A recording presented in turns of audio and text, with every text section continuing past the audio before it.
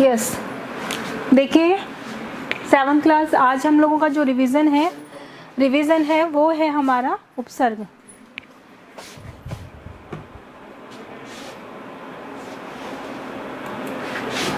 Okay, उपसर्ग। तो आज रिवीजन हम चलेंगे उपसर्ग एवं प्रत्यय। हम लोगों ने उपसर्ग पढ़ा है और रिवीजन में ये समझा रही हूँ कि उपसर्ग का मतलब अ का मतलब मैंने समझा दिया था आपको आगे, और प्र मतलब पीछे, यानी जो शब्दांश शब्दों के पूर्व जुड़कर अर्थ में विशेषता उत्पन्न कर देते हैं वे उपसर्ग कहलाते हैं। समझ में आया? हाँ, देखिए दोनों की परिभाषा सेम हो जाएगी, केवल आपको याद करने का तरीका समझा दिया मैंने। यहाँ जो पूर्व शब्द लिखा है उसकी जगह क्या लिख जाएगा?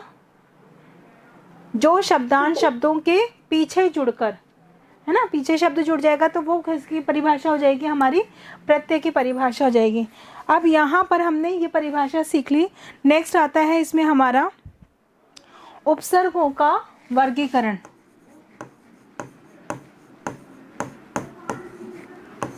पेज नंबर कौन सा है आपका? 92। हाँ, 92 निकाल लीजिए। उपसर्गों का वर्गीकरण। उपसर्गों का वर्गीकरण कैसे होगा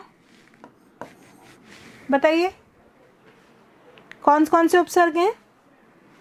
सबसे पहले हमारा आता है संस्कृत के उपसर्ग।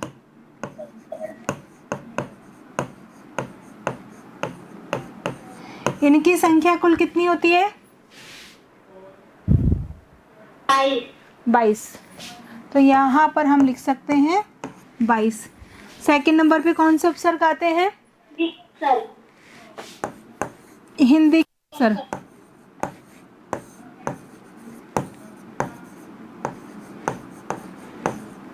और इनकी संख्या कितनी होती है? 10। याद हो गया? थर्ड नंबर पे हमारा क्या होता है, आता है? उर्दू व फारसी उपसर्ग। ठीक है। और नेक्स्ट हमारा जो फोर्थ नंबर पे कौन सा आता है? उपसर्ग की तरह प्रयोग हाँ, उपसर्ग की तरह, जस्ट अ मिनट।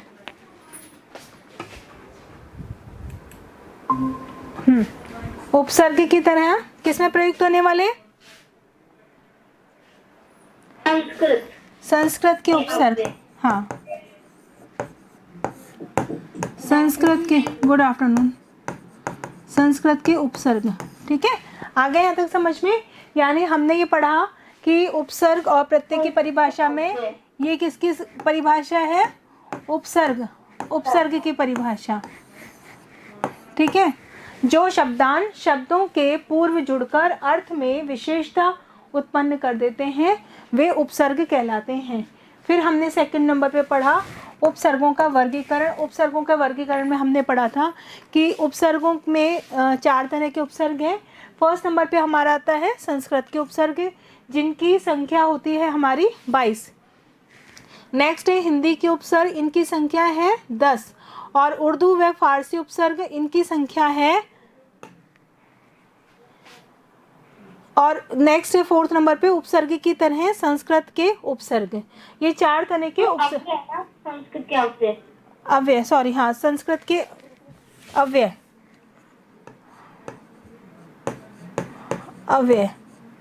ठीक है, ये हो गया हमारा कंप्लीट चारों।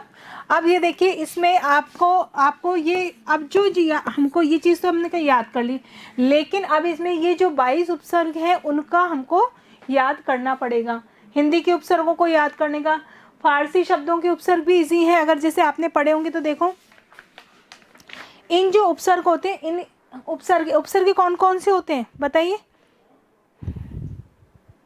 जैसे अति, अभी, अब, ये उपसर्ग हैं। अगर ये किसी मूल शब्द में जुड़ जाएंगे और इनको, है ना, ये अति शब्द किसी मूल शब्द में जुड़ जाएगा तो उसके शब्द में या तो विशिष्टता उत्पन्न कर देंगे या अर्थ में परिवर्तन ला देते हैं। तो ये हो जाते हैं हमारे उपसर्ग। ठीक है, अब ये जो चीज़ है आपको उसको वो रिवीजन आपको करना होगा। और उर्दू फारसी के शब्दों में देखो कौन कौन से उर्दू के फारसी के शब्द होते हैं बोलचाल में, है ना। जैसे गैर, गैर शब्द आ जाता है तो गैर में गैर सरकारी, तो गैर जो शब्द है वो कौन सा शब्द है, उर्दू फारसी का, उर्दू का शब्द है ना। खुश, खुश मिजाज, तो मिजाज, मिजाज शब्द भी हो गया तो खुश मिजाज बन गया। इसी से तरह से कम, कम शब्द भी क्या हो जाएगा, उर्दू शब्द है। कम का मतलब क्या हो गया, थोड़ा। खुशबू हो जाएगा।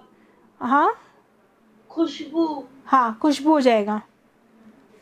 इसी में उपसर्ग में संस्कृत के क्या नीचे आ जाते हैं। तो मेन तो आपको जो इन तीनों को अभी आपके स्टूडेंट के इनको आपको रिवाइज कर लेना, यानी उपसर्ग की परिभाषा और उपसर्गों का वर्गीकरण। उसमें उपसर्गों के वर्गीकरण में संस्कृत, हिंदी, उर्दू और उपसर्ग की तरह संस्कृत के अवयव। ओके, अब इसी में नेक्स्ट आता है हमारा प्रत्यय। प्रत्यय याद करने की जरूरत है कि संस्कृत के 22 उपसर्गों को नहीं, 22 को याद मत करो, लेकिन आपको उनका पता होना चाहिए कि अगर हमारे पास आ जाए कि शब्द लगा करके उनको करो। जैसे एक दो चार मैं आपको करवा ही देती हूँ जो आपकी थोड़ा सा आपको अंदाज हो जाएगा कैसे करते हैं ना। जैसे मान लीजिए एक प्रश्न आता है अति, फिर अभी उपसर्ग ही चलने दो, अति, अभी, फर्स्ट नंबर, सेकंड नंबर उप, थर्ड नंबर पे, फोर्थ नंबर पर प्र और 5 नंबर पे वी। अब ये क्या है हमारे, हाँ बेटा,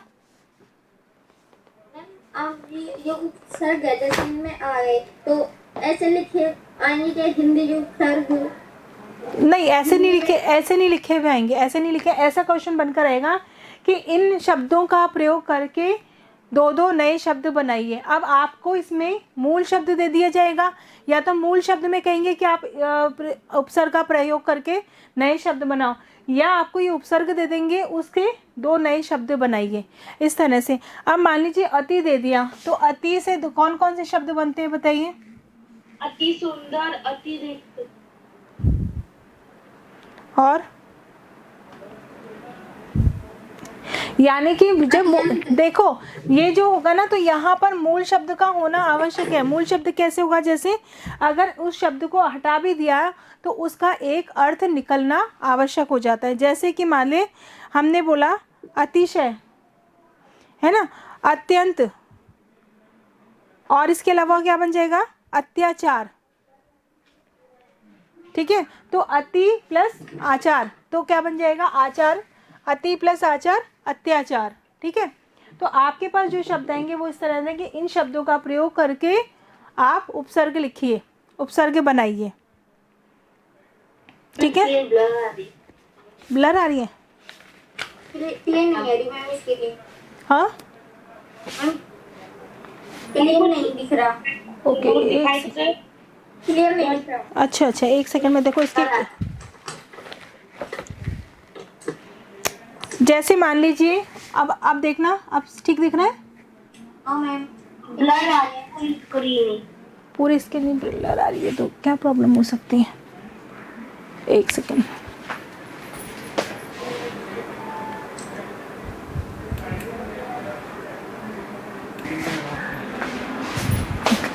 ओके ठीक है, अब देखिए एक अभी शब्द और परि शब्द से जो ये दोनों क्या चीज़ है, उपसर्ग है या प्रत्यय, उपसर्ग। तो इन शब्दों से नए शब्द जो बन रहे हैं, यानी जो शब्दांश शब्द के आगे जुड़कर, ये देखिए सब में आगे जुड़े हैं, आगे जुड़कर शब्द के अर्थ में परिवर्तन ला देते हैं या विशिष्टता उत्पन्न कर देते हैं, वो हमारे उपसर्ग कहलाते हैं। क्लियर हो गया यहाँ तक। नेक्स्ट प्रत्यय पर आ जाए। ओके, प्रत्यय की परिभाषा क्या है, जो शब्दांश शब्द के पीछे जुड़कर हाँ विशिष्टता ला देते हैं उन्हें प्रत्यय कहते हैं। हाँ, अर्थ में विशिष्टता उत्पन्न कर देते हैं, उसे हम प्रत्यय कहते हैं। ठीक है, अब इसमें प्रत्येक में क्या होते हैं? प्रत्यय कितने प्रकार के होते हैं? कितने प्रकार है प्रत्यय के? दो प्रकार। कौन कौन से प्रकार हैं? कृत प्रत्यय और नेक्स्ट? प्रत्यय। हाँ, कृत प्रत्यय के कितने प्रकार हैं? 5। पहले आ जाएगा हमारा कृत प्रत्यय, है ना। और दूसरा सेकंड नंबर पे क्या है? देखो, तदधित को लिखने के लिए ध्यान रखना, क्योंकि प्रोनाउंसिएशन अगर आपका सही नहीं होगा, उच्चारण सही नहीं होगा, तो आप उसको लिखते भी गलत हो। ठीक है, तो क्या कृत, और इसको कृत्य नहीं बोलेंगे क्योंकि ये किसकी मात्रा है? री की मात्रा। तो इसका प्रोनाउंसिएशन क्या आएगा? कृत्य। जैसे वृक्ष बोलते हैं ना, वृक्ष गलत उच्चारण होता है, क्या सही उच्चारण है? वृक्ष। री की मात्रा है तो वृक्ष होना चाहिए, है ना। ऐसे ही तदधित, आप जब कॉपियाँ चेक करते हैं तो कॉपी चेक करने में आपकी इसमें जो गलत उच्चारण करते हो तो वो बोलने में भी तदधित, है ना। हाँ, तद्धित, देखो बोलते बोलते भी हम लोग गलती कर देते हैं। तद्धित प्रत्यय, ठीक है, कृत प्रत्यय और तद्धित प्रत्यय हो जाता है। अब कृत्य प्रत्यय के कितने प्रकार हो गए? 5 प्रकार हो गए। कौन कौन से हैं? कृतवाचक कृत प्रत्यय, हाँ, कर्मवाचक कृत प्रत्यय, तो इसको आप केवल अभी जो आपका है उसमें केवल 5 प्रकार याद कर लो, केवल नाम याद कर लो आप। ओके, केवल नाम याद करने। और नेक्स्ट आ जाता है हमारा तद्धित प्रत्यय। तद्धित प्रत्यय में क्या आएगा हमारा? कितने प्रकार हैं? कितने प्रकार हैं? 8 प्रकार है। तो इसमें भी केवल आप इतना से याद करते हो कि इसमें 8 प्रकार हैं। नहीं नहीं, मत करो, आपके अकॉर्डिंग रहने दो, 8th क्लास में हम लोग कर लेंगे। केवल अभी इतना भी कर लोगे काफ़ी है। बस आपको इन शब्दों से नए कृत्य जो होने चाहिए वो शब्द बनाने आने चाहिए, नए शब्द बनाने आने चाहिए। अब इसमें जो प्रश्न कैसे कैसे बनकर आता है वो देखिए। प्रत्यय में आएगा, देखिए जैसे क्वेश्चन आ गया आपका, पीछे आ जाइए, पेज नंबर 99 निकाल लीजिए। अब जैसे यहाँ पे दे रखा है अपमानित। अब अपमानित शब्द में हमको क्या करना है? अपमानित शब्द में से मूल शब्द और उपसर्ग और प्रत्यय तीनों चीज निकालनी है। तीनों चीज निकालने के लिए जैसे यहाँ पर डालेंगे हम अपना मूल शब्द, फिर डालेंगे उपसर्ग, और 3rd नंबर पे डालेंगे हमारा प्रत्यय। अब देखिए इसमें क्या हो रहा है? अपमानित शब्द में जो हमारा मूल शब्द है क्या हो जाएगा यहाँ पर? मान। मान हमारा मान, यानी हाँ। अब मान के आगे अगर हम कोई उपसर्ग लगाएंगे तो क्या बन जाएगा? क्या है हमारा मूल? अप, है ना। और जब इन दोनों को मिला दिया जाएगा तो क्या बन जाएगा? अपमान। लेकिन अगर मान शब्द में हम पीछे कोई ऐसा शब्द जोड़े तो क्या प्रत्यय जुड़ सकता है? इत, अपमानित। ठीक है, इसी तरह से अभिमानी शब्द है, अभिमानी। अब इसमें जो मूल शब्द है वो क्या है? हाँ, मान। और इसमें उपसर्ग क्या है? अभी। और प्रत्यय क्या है हमारा?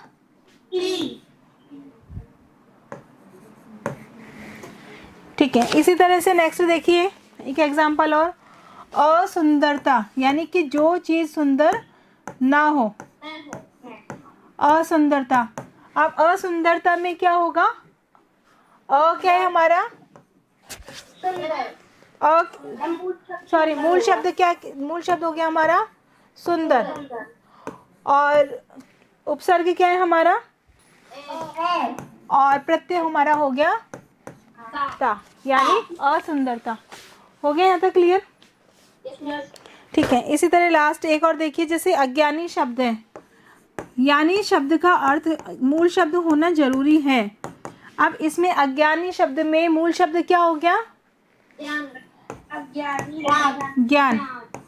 और उपसर्ग क्या हो गया हमारा? अ। और प्रत्यय क्या हो गया हमारा? ई। ई। ठीक है। अज्ञानी में सब शब्द में अज्ञान लिखा है। एक अज्ञानी। अज्ञानी। ठीक है, हो गया यहाँ तक? ठीक है। इस तरह से क्वेश्चन बन के आ सकता है, या आ सकता है कि इनके प्रत्यय, जैसे आपको शब्द दे दिया, प्रत्यय दे दिए, उन प्रत्ययों में आपको शब्द बनाने, जैसे कि एग्जाम्पल देखो, 3rd नंबर का एग्जाम्पल देखिए। आपा। आपा क्या लगता है, पीछे लगेगा या आगे लगेगा? पीछे लग जाएगा। जैसे हमारा हो गया मोटापा, और क्या बनेगा? बुढ़ापा। बुढ़ापा, और क्या बनेगा? छापा।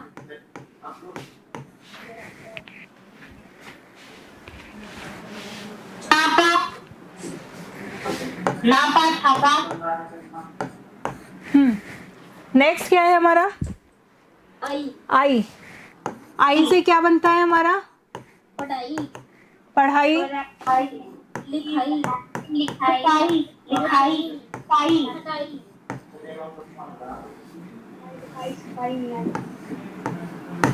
लिखाई। सिलाई। और सिलाई। सिलाई। तो इस तरह से हमारा आई शब्द और आपा शब्द से नए शब्द, तो इस तरह से एक आपका क्वेश्चन इसमें बनकर आ जाएगा। क्लियर हो गया? Yes ma'am. और नेक्स्ट होता है, जैसे आपको पेज नंबर 100 पर देखिए, पेज नंबर 100 पर देखिए, फर्स्ट है, दिए गए शब्दों के लिए प्रयुक्त उपसर्गों के सही विकल्प को चिन्हित कीजिए। अब आपको इसमें फर्स्ट नंबर लिखा हुआ है दुर्बल, तो दुर्बल में क्या है? दुर, है ना? और दुर के नीचे क्या आएगा? विसर्ग आएगा। नीचे हलंत आएगा। हाँ, हलंत आ जाएगा। और प्रतिक्षण, प्रतिक्षण में क्या आएगा? प्रति। आपको प्रश्न को पढ़ना है। प्रश्न लिखा हुआ है हमारा, दिए गए शब्दों के लिए प्रयुक्त उपसर्गों के सही विकल्प को चुनिए। यानी कि जो आपको ऊपर शब्द दे रखा है उसमें नीचे में से देखना है कि आपका सही उपसर्ग कौन सा है, उपसर्ग इसमें कौन सा लगा हुआ है। बेसहारा में क्या शब्द आएगा? बे। ठीक है। कमजोर में क्या आ जाएगा? कम। कम, क्योंकि और मूल शब्द क्या है हमारा? जोर। दुर्गति में मूल शब्द क्या है और वो उपसर्ग क्या है? दूर और गति। हाँ, और मैम गति मूल शब्द है। वेरी गुड, समझ में आ रहा है बिल्कुल? जितनी ज्यादा एग्जाम्पल करोगे उतनी जल्दी उस चीज को क्लियर कर पाओगे। दुस्साहस में क्या शब्द है?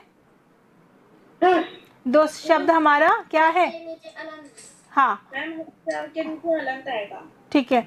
और जो मूल शब्द है वो क्या है हमारा? मूल शब्द साहस। ठीक है। सुराज्य में हमारा उपसर्ग क्या है? सु, और मूल शब्द हो गया हमारा राज्य। अवमानना, अवमानना में अव शब्द अव, और मानना हमारा मूल शब्द। कर सकते हो ना, या कहीं कोई कंफ्यूजन है? कर सकते हैं। कर सकते हो ना, बिल्कुल क्लियर हो गया। आजीवन में आ शब्द क्या आ गया हमारा? और जीवन मूल शब्द है। अब देखिए पेज नंबर 101 पर आ जाइए। पेज नंबर 101 पर है, दिए गए विकल्पों में गलत प्रयुक्त उपसर्ग चिन्हों को चिन्हित कीजिए। देखिए, जब आपको क्वेश्चन दिया जाता है ना तो क्वेश्चन को ध्यान से पढ़ा कीजिए। कई बार आपसे तो पूछा क्या जाता है, अभी यहाँ पे पूछा जाता है कि गलत जो प्रयुक्त उपसर्ग है वो बताने, सही नहीं बताना है आपको, गलत वाले को बताना है। एक क्या है में जो नीचे 4 लिखे हुए उनमें से कौन सा सही है? शोभित। क्यों है शोभित? शोभित सही क्यों है? जैसे हाँ, गलत है बेटा, मैंने यही तो बोला, क्वेश्चन को ध्यान से देखो। अब यहाँ पे धार्मिक शब्द लिखा हुआ है, सेकंड नंबर पे क्या लिखा हुआ है? लास्ट में इकार है। हाँ, वही मैं समझा रही हूँ। और फिर आ गया हमारा शोभित। शोभित। मैम इसमें त आ रहा है लास्ट। हाँ, और आगे आ जाए हमारा सामाजिक। देखिए एग्जाम में जब आता है ना उसको ध्यान से करा करो। कैसे करोगे आप इसमें? देखिए यहाँ पर धर्म प्लस इक, इक ई और क आ रहा है, अर्थ प्लस इक आर्थिक, और यहाँ पर समाज प्लस इक तो यानी सामाजिक। क क क सब में इक प्रत्यय लिया, लेकिन शोभित तो यहाँ पर क्या आ रहा है? इत। तो यहाँ पर देखिए इक आ रहा है, यहाँ पर इक आ रहा है, यहाँ पर इक आ रहा है, और यहाँ पर हमारा इत आ रहा है। तो कौन सा होगा आंसर? इत। ठीक है, इत जो होगा वो हमारा क्या हो जाएगा? गलत। ठीक है, इस पे तो ये राइट करेंगे। ओके, नेक्स्ट आता है हमारा इत। इत भी ऐसे ही है। देखिए इसमें भी निर्वासित, क्रोधित, शोभित और सामाजिक। तो इन सब के तीनों के पीछे तो क्या आ रहा है? इत इत इत, शोभित, क्रोधित, निवासित। लेकिन सामाजिक शब्द में क्या आ रहा है? इक। तो लिखकर जहां भी कंफ्यूजन है उसको लिखकर देख लिया करो। ठीक है, नेक्स्ट आता है ता। श्रोता, सुंदरता, मानवता, नैतिकता। अब मुझे ये बताओ, अभी तो मैम ने मुझे समझाया था कि एक आ रहा है और ये इत आ रहा है, लेकिन इन सब में तो मैम सब में ताता ना आ रहा है, लेकिन फिर श्रोता को ही आपने राइट क्यों करा? बताइए। मैम इसमें कोई मूल शब्द नहीं है, इसमें मूल शब्द है। हाँ, क्योंकि मूल शब्द का होना आवश्यक है, और मूल शब्द न होने के कारण हम इसे श्रोता को राइट करेंगे। जैसे सुंदरता में मूल शब्द है हमारा सुंदर, मानवता में मानव, और नैतिकता में नैतिक। लेकिन श्रोता में, क्योंकि श्रो का कोई अर्थ नहीं होता, श्रो का कोई अर्थ निकल रहा है क्या? नहीं निकल रहा, तो इसलिए हम इसको श्रोता को राइट करेंगे, यानी गलत शब्द है। नेक्स्ट आता है हमारा आहट। सजावट, चिकनाहट, घबराहट, चहचहाहट। अब इसमें आप देखो तीनों में जो आ रहा है आहट, आहट आ रहा है, और सजावट में क्या आ रहा है? आवट आ रहा है। आवट आ रहा है।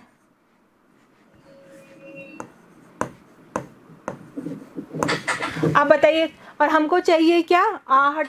जब तीनों में आहट आ रहा है और इसमें आवट आ रहा है, तो ये वाला हमारा क्या हो जाएगा? रॉन्ग हो जाएगा। तो इसको अपन राइट कर देंगे, क्योंकि इसमें गलत के लिए पूछा है। ठीक है, नेक्स्ट आ रहा है हमारा मान। मान में जो क्वेश्चन है सम्मान, अपमान, श्रीमान और धैर्यवान, किसको माना जाएगा? क्यों माना जाएगा? क्योंकि वही आ गया। हमें क्या चाहिए? हमें मान चाहिए, और यहाँ पे सब जगह क्या आ रहा है? मान। केवल धैर्यवान में क्या आ रहा है? वान शब्द आ रहा है, तो ये अलग आ रहा है, इसीलिए इसको माना गया। सही करेंगे। ओके, नेक्स्ट है अन। अनमोल, अनल, अनबन, अनपढ़। बताइए। अनल, अनमोल, अनल, अनल है। अनल। क्या जाएगा मैम? हाँ, बताइए क्यों हुआ? हम अनल में मूल शब्द है, अनल का कोई मूल शब्द नहीं क्योंकि है। मैम लास्ट में अनल के लास्ट में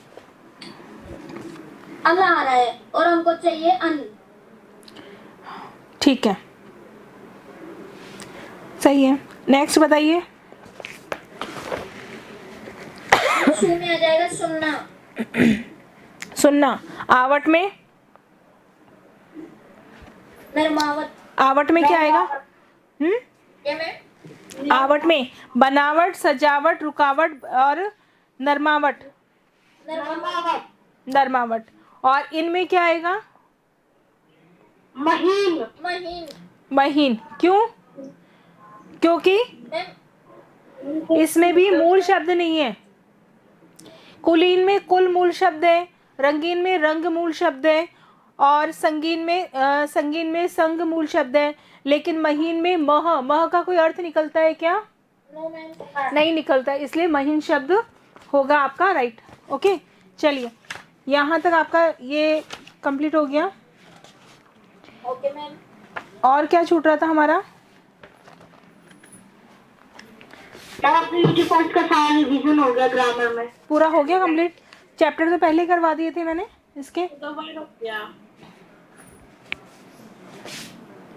ग्रामर का तो क्वेश्चन कंप्लीट हो गया। चलिए, और चैप्टर कौन सा आ रहा है उसमें? 8 में हाँ, 2 3 2 3 ओके।